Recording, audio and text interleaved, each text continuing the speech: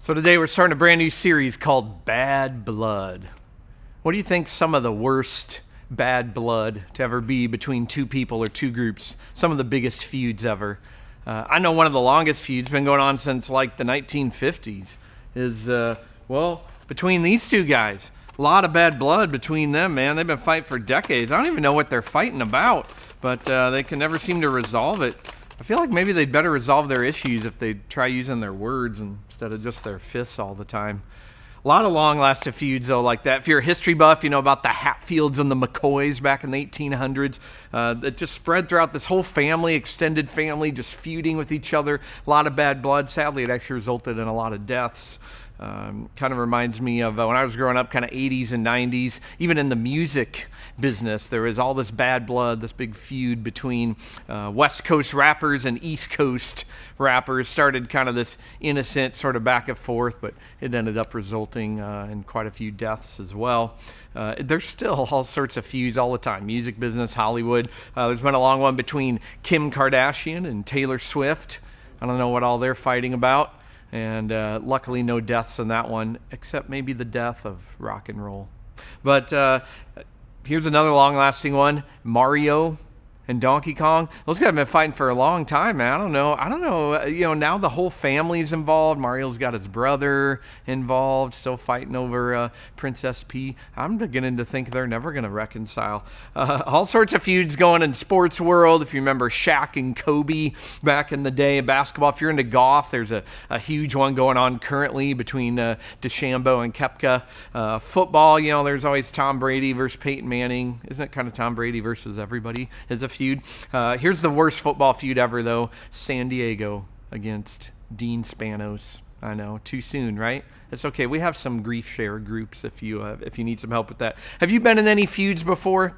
Maybe you're in one currently. Do you have any bad blood with anybody?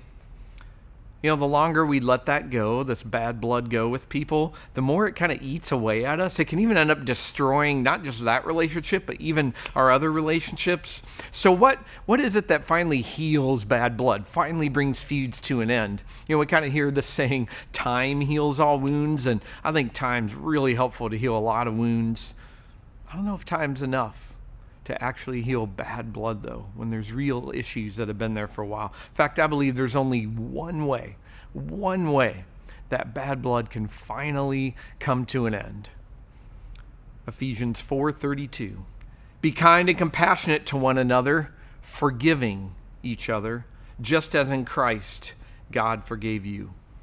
There's a power in forgiveness that nothing else can match. And a life of walking with Jesus has to be a life full of forgiveness because it's what he's all about and it's what his followers are meant to be all about. So we're starting this new series on forgiveness, and it's just in time for the holidays. So you're welcome. We got your back. We know there's some people you're going to have to be with that maybe you got some bad blood with. So we're going to teach you all about forgiveness. And in fact, the next couple weeks, we'll kind of get into some of the skills. You can actually grow and get better at it.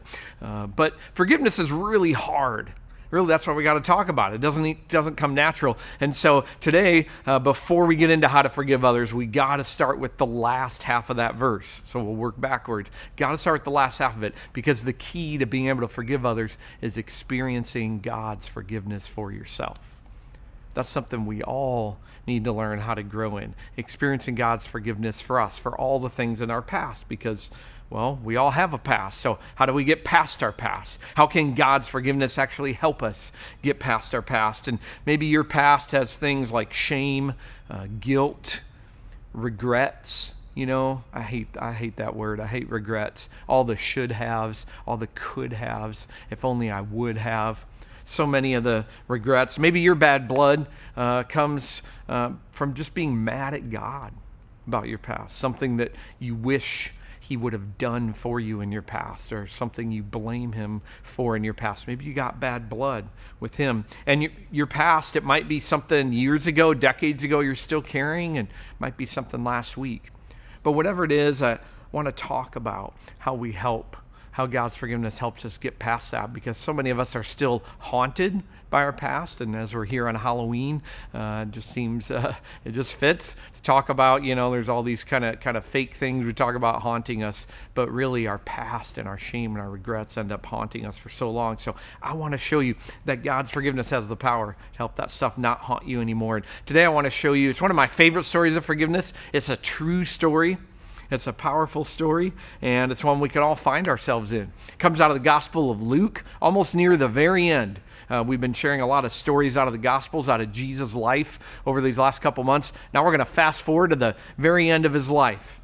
It's a story that's often talked about on Easter weekend, on Good Friday. And here's where we're at in Jesus' story. He'd just been betrayed by a close friend, arrested, sentenced to death by crucifixion, as many criminals were sentenced to back in the day. So in his case, Jesus has been whipped and beaten and the crown of thorns on his head, and maybe you've seen some of the brutal depictions in some of the movies. And he's had to carry this cross, this really long distance, people just hurling insults at him the whole way, gets to the top, nails through his hands, nails through his feet. And here he is hanging on the cross with his final breaths. And maybe you've heard some of that part of the story before. Maybe you didn't know this. He wasn't the only one on a cross on that hill that day. Luke 23. 2 other men, both criminals, were also led out with Jesus to be executed. When they came to the place called the Skull, that seems appropriate for Halloween, it was called Golgotha. And if you look at modern pictures of it, it actually looks like a skull. Pretty terrifying place, and a place of death. So at the place of the skull, they crucified him there along with the criminals, one on his right, the other on his left. And there's Jesus hanging in the middle. Jesus said, check it out, "Father, forgive them." He's speaking to this whole crowd of people that's been torturing him and hurling insults and just got done pounding nails into him. "Father, forgive them. They do not know what they are doing." Man, that's powerful. But how did they respond to that? They divided up his clothes by casting lots. They start gambling. Hey, who's going to get his stuff? Mocking. The people stood watching, and the rulers even sneered at him. They said, "He saved others. Let him save himself. He's God, the Messiah. He's the chosen one." They're mocking this whole idea of him being Messiah. They're not the only ones. It says, then the soldiers came up and mocked him. They offered him wine vinegar. They said, "Listen, if you're really king of the Jews, save yourself." But the mocking's not done.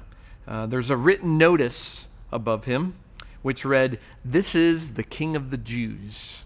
It was most likely written in all 3 languages, Aramaic, Latin, Greek, to make sure everybody can read it. And it's a giant statement of sarcasm and mocking. And not only that, even one of the criminals hanging next to Jesus says he hurled insults at him, saying, "Aren't you the Messiah? Save yourself, save us." All this mocking going on. But in verse 40 says, "But the other criminal rebuked the first criminal." We don't know if they knew each other. Maybe they're brothers. Maybe they've never met before today. He rebukes him. "Don't you fear God, since you are under the same sentence? We are punished justly, for we are getting what our deeds deserve, but this man has done nothing wrong." Then he turns to Jesus. He says, "Jesus, remember me when you come into your kingdom." There's a lot we can learn from this story, from all the people in this story. Notice the difference in the 2 criminals. The first one refused to own up to his past. He obviously did something deserving of crucifixion, so he's up there, and all he wants to do is avoid the consequences, postpone it, blame it on somebody else. "Hey, geez, why don't you use your powers there and, save us?" He doesn't want to face up to it. Kind of reminds me of how we sometimes want to have friends who are cops. Now be honest, because you're hoping your cop friend can get you out of a ticket, right? Pays to have a lawyer friend, a cop friend. Do you ever want a pastor friend help get you out of hell too? Just kidding. But right, so I think we just kind of want one of the ways I can kind of get out of the consequences, and that's what this guy wanted to do. And don't we want to do that sometimes? Have you ever asked this? How do I get out of this? Do I have a way to get out of this? I think about there's times in my life I've wanted to get out of the consequences of stuff, Remember back before I was a pastor, I was a software developer, IT guy, and I worked on this software that churches and other big organizations would use, kind of tracks people's donations. So one of the most important things it did was print a tax receipt for them at the end of the year of all their donations. You don't want to mess that up because then you're messing with the IRS and really causing people some pain. But because of my pride and my hurry to show how fast I could be and efficient, I kind of rushed through that part of the software, didn't test it very thoroughly, and ended up having a huge bug in it, messed up people's kind of tax receipts. Our company had to save face. They had to quick release an update, and not to sound too old, but you couldn't just do an update for them to download. We had to burn it onto thousands of CDs and mail those out to people to update it. And listen, I just wanted to get out of those consequences. Blame the beta testers for not catching it. Blame my bosses for the workload. Why do you put me in charge of that part? I'm not a financial expert. But I finally humbled myself to own up to it. Went in the boss's office, said, yeah, I mean, it was me. I dropped the ball. That's what the second criminal did, by the way. We read that. He says, listen, we're getting what we deserve. What we deserve. That's a powerful word, deserve. Recognizing what you deserve, that's a big part of owning up to what you've done. But so many of us get stuck there. Do you ever find yourself saying this?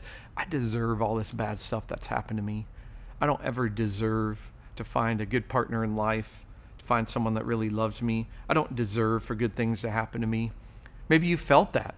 I mean, our culture's talking about karma all the time. That's exactly what karma is. You deserve it. You did bad things, so bad things are going to happen to you, and you deserve it. So we end up living in this endless cycle of just shame and guilt and regret. It's like they say, guilt is the gift that keeps on giving.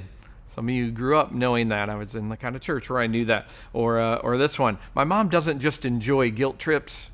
She runs the travel agency for them. So anyway, we can get stuck in this whole cycle, guilt and shame. And it feels like our only two options are the two thieves. Either I don't own my past, and then that just leads to pride because I never admit anything. I just live in denial. Or I do own my past, and I end up living in it, full of guilt and shame. And which one of those two have you been choosing? Well, here's the good news. Jesus offers us a third option. And that's to own our past without living in it. Without living in it. Here's why this is so important. What our past can do if we don't learn to own it, but not get stuck there. Years ago, a guy named Frank Warren came up with this idea. He sent out 3,000 self-addressed postcards to people he didn't know, to just people that lived near him. And he said, I want you to anonymously write a deep, dark secret you've been carrying on this and send it back. He only got about 100 back. But he was so moved by what people shared. He could just see the deep shame and guilt and regret people were hiding and carrying with them, that he decided to turn it into a website. Smart idea, right? And so then people could start posting on there instead, anonymously.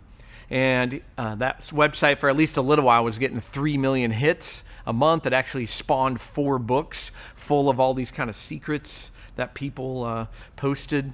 Now, some of them were just kind of strange, weird, funny stuff that people were admitting. One person said their secret was, I talk to the mirror in the kitchen and pretend that I have my own cooking show. Maybe that was you. Now you know you're not alone. How about this one? I use cuss words for passwords to embarrass tech support.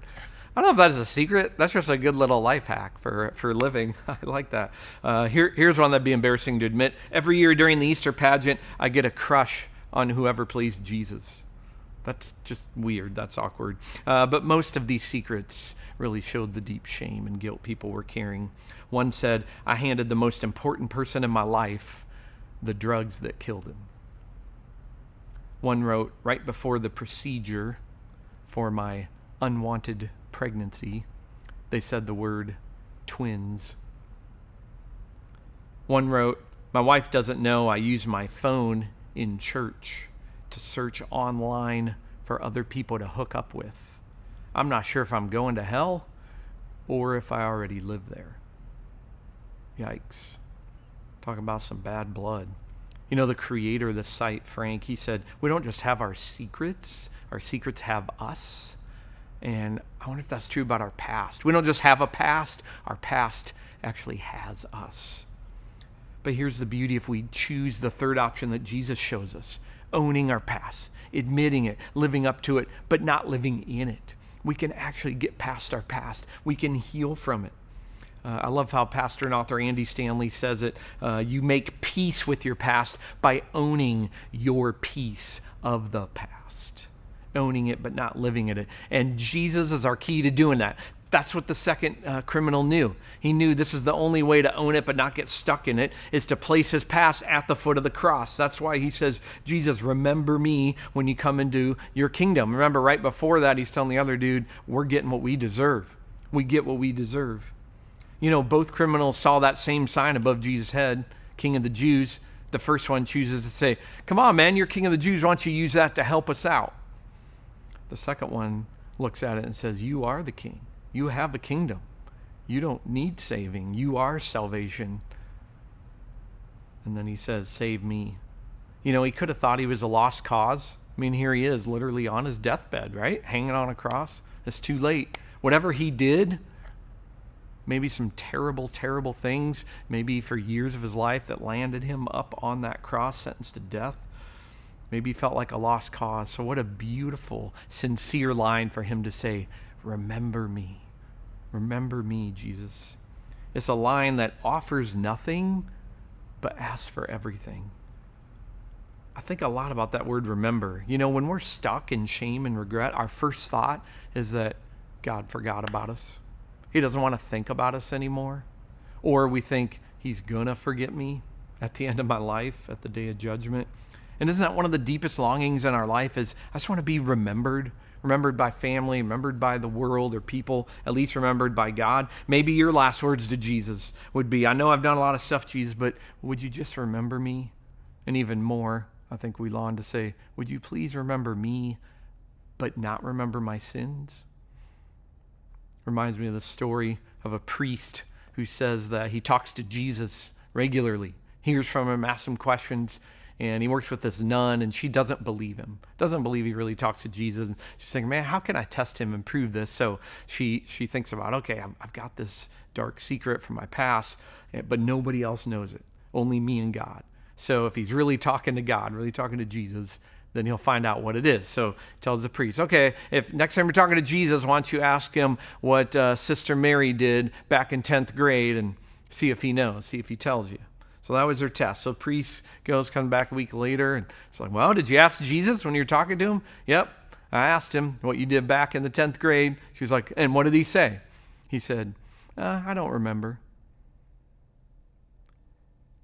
He doesn't remember your sins anymore. Isaiah 43 makes that clear. Hebrews 8 makes that clear. God doesn't remember our sins. He doesn't have a police record on you. There's no file on you when you get to heaven. He's going, let's pull out the file on you while you're really nervous, wondering what's going to be on there. And maybe you think you're a lost cause, and you're going to spend the rest of your life and afterlife getting what you deserve. But the truth is, Jesus' grace that we don't deserve flies in the face of all the things we think we do deserve. That's what's so amazing about his undeserved kind of grace. Our sin is severe, but his grace is greater. And his forgiveness cancels our debt and heals us. So let me ask you, who are you in this story? Who are you as you look at all the different people in this story? Just right now in your life. Don't worry about anybody else. Be honest between you and God. Maybe you're one of the soldiers mocking Jesus. You're just so kind of lost in your own thing, or just so kind of mad at him about things in the past. You don't even realize your need for grace yet, and you're just kind of hurling insults at him. Maybe you're one of his followers. He had a lot of followers there watching what was happening, getting angry, most likely not wanting to hear Jesus say, Father, forgive them, wanting to see Jesus destroy them all. And maybe that's you. You're just mad at what everybody else is doing, so mad, thinking they don't deserve forgiveness, that you forget your own need for it. Maybe you're like the first criminal, just stubborn, I don't need Jesus' forgiveness. I'll figure this out on my own. If he's worth anything, then he should do something to help me. And you just want his power for your selfish reasons. Or maybe you're that second criminal, the one who's owning his past, recognizing his need for forgiveness, knowing that actually we're all criminals spiritually. We all deserve the cross, and we can't be forgiven until we recognize our actual need for it. As I think about which person in the story I am, I think I've been each of the different people at different times in my life. I think I was a pretty good kid, pretty good teenager. In fact, I tell my parents sometimes, you got pretty lucky, because come on, I was pretty well behaved, didn't get in all that much trouble, always a pretty nice guy. So yeah, I think I was like one of those people who's like, I don't really need Jesus' forgiveness, but over time, God's made me realize, even if I haven't done anything illegal to land me in jail, I've had plenty of thoughts, attitudes, words, actions that have been hurtful to other people, hurtful to God, causing bad blood with others, causing bad blood with God. I recognize that I can't really do anything I do, much less stand in front of people and talk to them about grace and forgiveness without recognizing my own need for that. So that's where I try to stay. Not easy, but that's where I try to stay. I want to do as the second criminal did, place my past at the foot of the cross. When you do that, you don't have to carry it anymore. All that shame and guilt and regret doesn't have to haunt you anymore. But that only happens when we quit running, quit hiding from Jesus. I can't help but think of Apostle Paul when we talk about this kind of stuff, because you talk about huge regrets, a big time past, and we've shared parts of his story before. You can read through it in the book of Acts, but he's torturing Christians. There's a story where he's standing there just smiling in approval while a young innocent guy is getting killed by people for his faith in Jesus. And this guy just has a terrible past, full of regret. And he even says, as you read through his letters, he said, listen, I'm the worst sinner you're ever going to meet. So he owned his past, but he didn't get stuck there. I love Philippians 3:13. I come back to it a lot. Paul says, but one thing I do, here's one thing I'm doing in my life, I forget what is behind. He actually says it as an ongoing process, forgetting what is behind and straining toward what is ahead. I press on toward the goal to win the prize for which God has called me heavenward in Christ. He owns his past. You can read all of Romans 7, and you could probably relate. He says, man, every time I try to do good, I can't seem to, and then I wish I could quit doing this stuff, but I end up keep doing it, and it feels like he's stuck in this endless cycle of shame and guilt and regret. And then you read Romans 8, I believe one of the most beautiful chapters anywhere in the New Testament, and it's how to walk in forgiveness, walk into the future full of forgiveness, which is our last point. That's what Paul was able to do. That's what the second criminal was able to do. Check out, here's how the story ends. He said, Jesus, please remember me. And this is Jesus' response. Remember, one of his final breaths. And here's what he says to this guy he's most likely never met. Jesus answered him, truly I tell you, today you will be with me in paradise. Man, what a beautiful promise. Get that one in you. Memorize that one. He says today. Now, listen, go back, clean up your act, promise that you're never, ever going to do it again. Come back and I'll let you. He says today, right now. That can be his answer to you, by the way. And notice he says, today you'll be with me in paradise. Not just, I guess I can forgive you. I don't really want to have to see you, though. He's going to be with him. And of course, we'll talk a lot about God with us as we get closer to Christmas. But just a powerful promise that you're reconciled. You get to be in relationship with him. And of course, he says in paradise, this beautiful reference to both the beginning of the Bible in Genesis and the end in Revelation, and this beautiful promise from God of where we get to spend our eternity with him. But remember this, eternity starts now. Jesus says today. It starts today. So this isn't about waiting around for heaven. It starts today. And think about it. That criminal woke up that morning, and what started as the worst day of his life, his death sentence, and the last day of his life, ended up becoming the best day of his life, because it was the first day of his life that he got to start spending eternity with Jesus, with his Father. That's amazing grace. That's amazing. And that story, by the way, these Bible stories didn't just happen. They continue to happen. Man, I got quite a few friends who are criminals, who have served a lot of time, who are on some different lists somewhere. A lot of them that go to various campuses at this church. But they found this incredible forgiveness in Jesus. They thought they were lost causes, but they've owned up to their past, but they didn't get stuck there. And they found this forgiveness and freedom in Jesus. And honestly, it inspires me every time that I see that. Because I think how they could be so weighed down by their past, but they got out of that By the way, have you ever thought about this criminal on the cross? This is literally the example of a deathbed confession. All right, the guy's, minutes from dying, and now he wants to follow Jesus. And if you've ever wondered, because I know sometimes people debate, well, if you really just accept Jesus right away at the very end of your life on your deathbed, does he really honor that? Yeah. I mean, this story shows that. To me, here's the good news that means there's hope. There's hope for anyone and everyone in your life that doesn't know Jesus yet, and you wonder, man, maybe their past is too dark. Maybe they're too old by now. They're a lost cause, too shady. There's always hope. If they're still breathing, there's always hope. They can still find Jesus. And he can still say to them, today you'll be with me in paradise. Now, maybe you take that too far and go the other way and you go, awesome, Carter, thanks. Well, I'm just going to go ahead and wait for a deathbed confession then, because then I can live it up right now. No, don't go tweeting that. I didn't say that. All right, here's two issues with that. One reason not to wait around for deathbed confession, you don't know when your deathbed's coming. Just keeping it real. So if you want to take that risk, play that game, right? Any day we wake up could be our last. But second, think of all that we get when paradise starts now, when eternity starts now. We just did this whole series on a better life, that Jesus has life in the here and now for you that's so full and abundant, full of purpose and depth and meaning and freedom. That's what happened to Paul to change the rest of his life. And honestly, that's what this criminal missed out on. To me, that's the only sad part of this story. I mean, he does get eternity with Jesus, but he missed out on it in this life. But you don't have to, because Jesus offers this kind of forgiveness. And I never thought of it before, but isn't it incredible to think that two of the final sentences Jesus ever spoke, with two of his final breaths before dying on that cross, were both about forgiveness to people who really didn't deserve it. One was this criminal on the cross who at least asked. But the second sentence he said, promise of forgiveness, was to all the people there killing him, the ones mocking and torturing and killing him. I mean, if Jesus would have had bad blood with anybody, it's for sure these people. But don't miss what we read back in verse 34. Father, forgive them. They don't know what they're doing. If you're wondering whether Jesus actually wants to forgive you, he proves it right there.